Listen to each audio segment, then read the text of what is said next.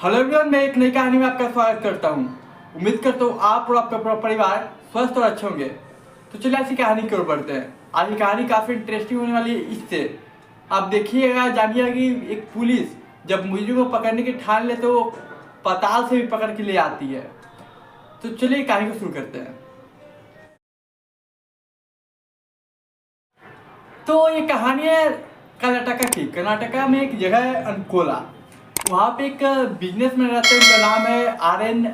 नायक। ये कहानी आर.एन. नायक की है। साल लगभग 2010 है। इनको एक अंडरवर्ल्ड डॉन जिसका नाम बन्ना जी राजा, वो कॉल करता है और लगभग 3 करोड़ रुपए की डिमांड करता है। आमतौर पे जो अंडरवर्ल्ड डॉन होते हैं वो बड़े बड़े बिजनेसमैन को कॉल करके फिरौती मांगते हैं और नहीं देने पर बोलते हैं कि हम आपको जान से मार देंगे। पहले वो काफ़ी वार्निंग देते हैं और फिर सच में कभी कभी मार भी देते हैं। तो ऐसा ही एक कॉल आता है आर.एन. नायक, जो कि अरबपति बिजनेसमैन है। तो इनके पास कॉल आता है तो ये डरते नहीं है, ये डायरेक्ट कंप्लेन करते हैं पुलिस को। अब थोड़ा सा ये जो डॉन है बन्ना जी राजा, उसके बारे में बताता हूँ। तो बन्ना जी राजा अपना शॉर्ट नेम रखता है BR। कर्नाटका पुलिस इसके पास जो इन्फॉर्मेशन होती है उसके हिसाब से लगभग 40 से ज़्यादा बन्ना जी के ऊपर केसेस मुकदमे हैं। तो जब ये 40 से प्लस केसेस होते हैं और जब कर्नाटक पुलिस बन्ना जी को खोजती है तो वो कर्नाटका छोड़ के दुबई भाग जाता है। अब दुबई भागने के बाद वो एक कंपनी से इंस्पायर होकर अपना एक कंपनी खोलता है जिसका नाम रखता है BR कंपनी। अब इधर वो बिजनेस उधर अपना दुबई में ये कंपनी खोलता है, उधर काम करता है। प्लस भारत में, कर्नाटका में और कुछ जगहों पे अपना ये गैंग को फैलाता है। इसके गैंग का काम होता है आमतौर पे कि बड़े बड़े लोगों का इन्फॉर्मेशन निकालना, कौन है, कितना पैसा है किसके पास, और फिर फिरौती के लिए उसे कॉल करना। और जब सारी इन्फॉर्मेशन निकल जाता है तो ये जो BR है यानी बन्ना जी राजा, वो खुद उस इंसान को कॉल करता है और धमकाता है। तो ऐसा ही कुछ ये आर.एन. नायक के पास भी हुआ। और ये आर.एन. नायक बिजनेसमैन के साथ सोशल वर्कर भी है। तो 2010 में उसके इन्फॉर्मर यानी जो भी अंडरवर्ल्ड डॉन है, उसको टीम उसे इन्फॉर्मेशन देती है, उसकी गैंग, कि ये अमीर है, काफ़ी पैसा है इसके पास। तो ये फिर डायरेक्ट कॉल करता है इसको और धमकाता है बिजनेसमैन को, आर.एन. नायक को, कि पैसे 2-3 करोड़ नहीं तो मैं तुम्हें मार दूंगा। अब ये कंप्लेन करता है पुलिस में। तो अब एक शख्स जो कि धमका रहा है और वो दुबई भागा हुआ है, इतना आसान नहीं होता है कि आउट ऑफ कंट्री से किसी को पकड़ के लाना। तो लेकिन बोलती है पुलिस, हम फिलहाल आपको सिक्योरिटी देते हैं। तो पुलिस अपने सिक्योरिटी देती है। प्लस ही जो बिजनेसमैन होता है वो अपने बॉडीगार्ड भी रखता है पर्सनल, प्राइवेट से। अब यूं ही फिर वो अब ये जो डॉन है वो कॉल करके इसे धमकाते रहता है, लेकिन अब फिर कुछ ये डरता नहीं है, अपना काम पे करता रहता है। लगभग समय आता है 2013 की बात है। आमतौर पर वो हमेशा की तरह अपने बॉडीगार्ड के घेरे में अपने काम पे जाता है ऑफिस। लगभग दोपहर का वक्त होता है, ऑफिस से वो निकलता है। अचानक से दो शूटर होते हैं, वो उस पर धड़ाधड़ फायरिंग स्टार्ट कर देते हैं। अब इसके जो बॉडीगार्ड्स हैं वो भी इधर से रिप्लाई देते हैं, उसे फायरिंग वो भी करते हैं। तो उसमें से जो बॉडीगार्ड फायर करता है तो उसमें से सामने वाला में से एक को गोली लग जाती है।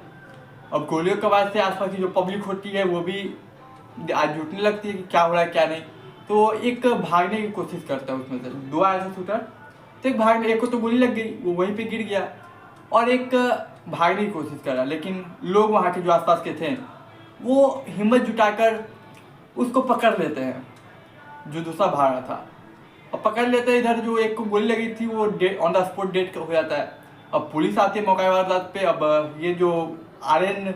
बिजनेसमैन है, आर.एन. नायक, और सोशल वर्कर जो है, इसको हॉस्पिटल ले जाया जाता है। बट अफसोस कि डॉक्टर बोलते हैं कि हम इसे बचा नहीं पाए।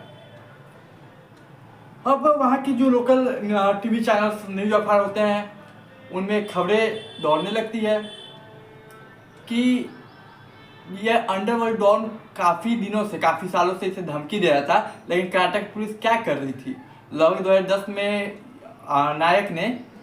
बिजनेसमैन नायक ने पुलिस में कंप्लेन की थी, कि रिकॉर्डिंग भी दी थी कि धमका रहा है, प्रूफ भी दिए थे, लेकिन कर्नाटक पुलिस कर क्या रही थी? 3 सालों से किया गया कंप्लेंट को इग्नोर कर रही थी और आखिर में लास्ट में वो मर गया। तो पुलिस कर क्या रही है? और पुलिस के ऊपर भी दबाव है और ये वो दुबई में बैठा हुआ है।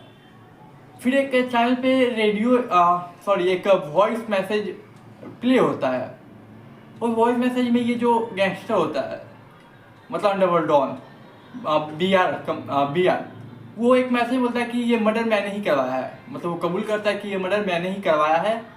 आमतौर पर ये लोग अंडरवर्ल्ड डॉन जो भी तो फेमस होने के लिए कि हमारा दबदबा बना रहा है मार्केट में, वो ऐसे ही चीज़ें करते रहते एक्टिविटी। तो बताता है कि मैंने ही मरवाया है, ताकि और अगर अगली बार से फिरौती मांगी जाए तो दे देना, नहीं तो तुम ही मारे जाओगे, और को भी वार्निंग देता है।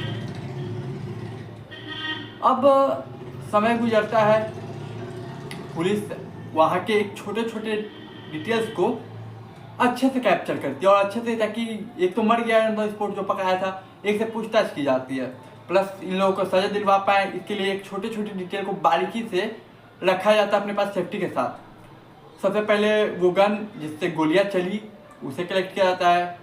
फिर जो मर चुका था उसके हाथ से गन पाउडर और पसीने के सैंपल लिए जाते हैं, ताकि कोर्ट में प्रूफ कर पाए कि इसी गन से गोली चली थी। प्लस गन पाउडर, पसीने का वो सारा चीज़ें वो रख लेती है फोरेंसिक टीम को बुला के। अब कोर्ट में इसे इधर और इंक्वायरी की जाती है, जो पूछताछ में जो एक जिंदा था उसे पूछा जाता है, तो वो बताता है कि ये लोग यूपी के हैं। मतलब प्रॉपर एक टीम बना हुआ है, उसका प्रॉपर एक नेटवर्क बना हुआ है। तो इसने बताया कि मुझे एक जेल में बैठे कर्नाटक जेल में बैठे एक अपराधी ने मुझे इस काम के लिए बोला था, और वो अपराधी जो कर्नाटक जेल में बैठ के सब चीज़ प्लानिंग किया था वो इसका बी आर का वो आदमी था। फिर दूसरी टीम ने उसकी रेकी की कि कितना पैसा है, क्या नहीं है, कितना नहीं है। अब वो सारे इनपुट जितने होते हैं बिजनेसमैन के, वो उस दुबई वाले डॉन को देता है। अब वो अंडरवर्ल्ड डॉन कॉल करता है। फिर एक टीम और यानी तीसरी टीम वो एक दो शख्स को खोजते हैं जो कि इन लोग इसको मार सके। तो यूपी के 2 बंदे मिलते हैं, एक मर गया और पकड़ा के जो बयान दिया। तो यूपी के 2 बंदे को तीसरी टीम मतलब खोजती है और उसे दी जाती है सुपारी। तो ये प्रॉपर एक प्लानिंग के तहत हुआ था, इतना बड़ा प्लान। अब पुलिस वाले ने सोचा कि जब आमतौर पे कोई अपराधी मतलब कोई बड़ा अपराधी होता है, वो अगर किसी को मरवाने का सुपारी देता है और उसके आदमी मर जाते हैं, तो आमतौर पे वो उसका पैसा जो होता है वो उसके घर वालों को ट्रांसफर करता है। तो बाकायदा यूपी में उसके जो परिवार थे, वहाँ की पुलिस वहाँ के परिवार के पूरा इन्फॉर्मेशन निकालती है उस शख्स का जो मर गया, कि कहीं उसके बैंक में पैसा ट्रांसफर हुए हैं या नहीं, या होंगे। तो कुछ समय बाद पता चलता है कि उसके बैंक में लाखों रुपए ट्रांसफर हुए उसके एक फैमिली के। अब वो जो पैसे जाता है उसके पूरे रिकॉर्ड के लोकेशन ये सारी चीज़ें निकाली जाती है डिटेल्स। तो पता ये कंफर्म होता है कि ये पैसा वो बंदा जी राजा ने ही भेजा है, मतलब बी आर ने। अब पुलिस कर्नाटका जाती है सीबीआई के पास, वो हेल्प लेती है कि सर ऐसा तक केस है, हमारा एक मुजरिम यहाँ आउट ऑफ कंट्री से बाहर भागा हुआ है, दुबई में भागा हुआ है। तो अब सीबीआई वो इंटरपोल से कनेक्ट बात करती है। फिर अपने सीबीआई रॉ एजेंट से भी बात करती है जो कि आउट ऑफ कंट्री में होते हैं, दूसरे कंट्री में होता है तो वो रॉ की भी हेल्प लेती है सीबीआई। अब पता चलता है कि ये जो बी आर है वो दुबई में छुप के बैठा हुआ है, वो वहाँ से सारे ये गैंग को कंट्रोल कर रहा है। अब वो लोग अपना कागज प्रोसीड जो होता है एक प्रॉपर वे में, पूरा कागज की एक मुजरिम को, हमारे यहाँ के मुजरिम है इंडिया का और दुबई से लाने जो प्रोसेस होता है वो अपना पेपर वर्क करते हैं रेडी। लेकिन इतना में ही जो बी आर का एक खबरी होता है वो उसे शायद सब कुछ बता देता है और ये दुबई छोड़ देता है और दूसरे कंट्री चला जाता है, मुरक्का। अब वो दुबई से मुरक्का चला जाता है और इधर अब जो सीबीआई थी जो पूरा पेपर रेडी कर चुकी थी दुबई से लाने के लिए इंडिया में, वो बर्बाद हो जाता है। अब फिर पता क्या जाता है, रॉ को बोला जाता है पता करने के लिए। अब रॉ फिर पता करती है तो रॉ बताती है कि वो मुरक्का में है। लेकिन अब जितने इजी वे में ये दुबई से इंडिया ला सकते थे, उतना इजी वे में वो मुरक्का से इंडिया नहीं ला सकते थे, क्योंकि अब किसी अपराधी को दूसरे कंट्री से इंडिया में लाने के लिए या कहीं और कंट्री में ले जाने के लिए आपको सिर्फ लिखित या FIR से नहीं काम चलता, आपको एक प्रॉपर एविडेंस देना होगा कि आपके यहाँ के मुझे में इसका प्रूफ दीजिए, आपने बोला और हमने माना ये नहीं मानूंगा, या फिर पेपर वर्क आप ने दिखा दिया, एक प्रॉपर एविडेंस। तो इधर जो एविडेंस कलेक्ट किया हुआ था, जो रिकॉर्डिंग मतलब जो हमारा बिजनेसमैन उसने जो रिकॉर्डिंग पुलिस को दिया था कि ये धमका रहा है, बाकी जो वो न्यूज़ चैनल पे चला था वो, प्लस और भी जो चीज़ें थी वो सब रखा पुलिस को दी जाती है, गवर्नमेंट को दी जाती है। तो लगभग समय बीता जाता है और 2015 में अरेस्ट कर लिया जाता है इसको, BR को 2015 में अरेस्ट कर लिया जाता है और वहाँ के कोर्ट में, मोरक्का के कोर्ट में पेश किया जाता है कि ये हमारा मुजरिम है इंडिया का, जो इंडिया से भागा हुआ है, काफ़ी क्राइम कर चुका है और रिसेंटली इसने क्राइम किया है, इसका प्रॉपर एविडेंस देता है। तो समय चलते रहता है, केस चलते रहता है वहाँ पे। फिर लगभग काफ़ी समय बीतने के बाद वहाँ की कोर्ट मान जाती है कि चलिए हम मान गए कि ये आपका मुजरिम है, अब आप इसे ले जा सकते हैं। लगभग ये तो 2015 जून में ये गिरफ्तार होता है और लगभग कुछ समय बीतने के बाद अब ये वहाँ की गवर्नमेंट एक्सेप्ट कर लेती है कि आपका मतलब इंडिया का मुजरिम है, जो कि इंडिया में क्राइम करके यहाँ पे आया है। तो अब बाकायदा ये कर्नाटका पुलिस की बड़ी सीनियर की टीम जाती है उस देश। अब वहाँ पे जाने के बाद वहाँ उसे पूरे कागजात के साथ, पेपर के साथ इंडिया लाती है, लगभग 2022 में लाती है।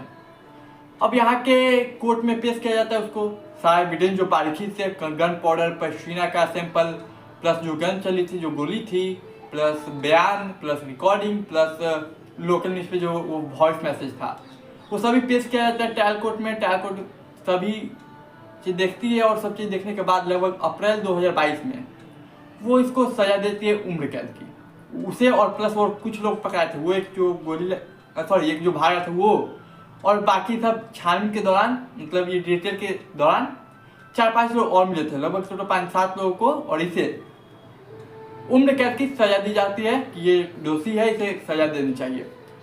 फिर ये लोग अपना हाई कोर्ट में अपील करते हैं, लेकिन कुछ होता नहीं है। आज कहानी आपको काफ़ी अच्छी लगी, उम्मीद करूँगा कि एक पुलिस ने, जो कि कर्नाटक की पुलिस ने दुबई से मोरक्का, वहाँ से अपराधी को पकड़ के लाया। और सिर्फ इसके बीच ये नहीं होता, आपको बहुत सारी मुश्किलों का सामना करना पड़ता है। लैंग्वेज वो भी एक प्रेफर करता है। अब आपको पेपर वर्क जब हो रहा था तो उस वक्त यहाँ की पुलिस इंग्लिश में ट्रांसलेट पहले किया गया, इंग्लिश से उसको फिर मोरक्का के पुलिस मतलब वहाँ के गवर्नमेंट को समझाने के लिए तो फ्रेंच में ट्रांसलेट किया गया। तो इस समय काफ़ी मुश्किलें आई पेपर वर्क में, प्लस वहाँ पे जो सबूत पेश करने से ट्रांसलेशन में काफ़ी मुश्किल आई। बट कहते हैं कि मुजरिम कितना भी बड़ा हो, क्राइम करके बच नहीं सकता, और पुलिस को इतने बारीकी से उन्होंने डिटेल्स को कलेक्ट करके सेफ्टी से रखा, ये भी एक काबिल तारीफ है।